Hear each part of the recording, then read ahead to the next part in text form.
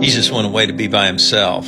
Sometimes you just need to get away. Sometimes you just need to get away from things, away from people, and just refresh, just be by yourself, spend time alone with God. He had just heard that John the Baptist had been beheaded, but a multitude had followed him. They followed him, and he taught them. He had compassion upon them. He healed their sick. And then the hour had gotten late, and they needed to eat.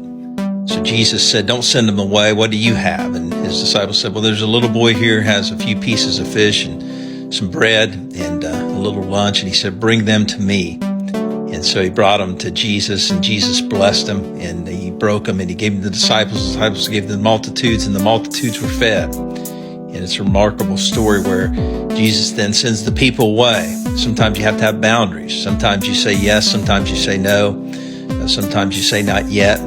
And he had compassion on them. He loved them. He fed them. He healed them. He taught them. But he also sent them away. And he told his disciples to get in the boat and go to the other side. And they got in the boat.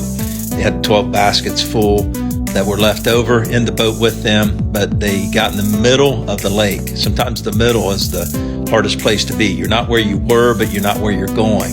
They got in the middle, and a storm came. And sometimes it seems like in the middle is where the greatest attack will come. It's the greatest storms will arise in the middle when you're not where you were and you're not where you want to be.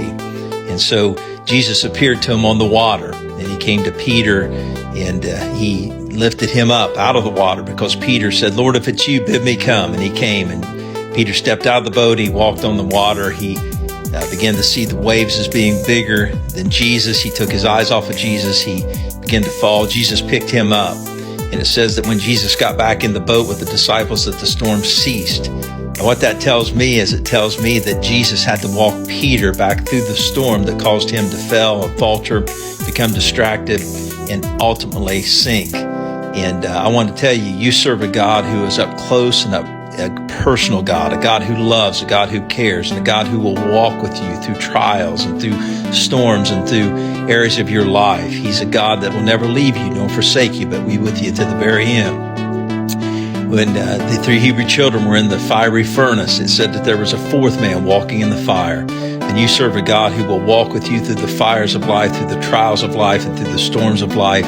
He is with you, and he is for you. He loves you. He's not against you, and he is walking with you.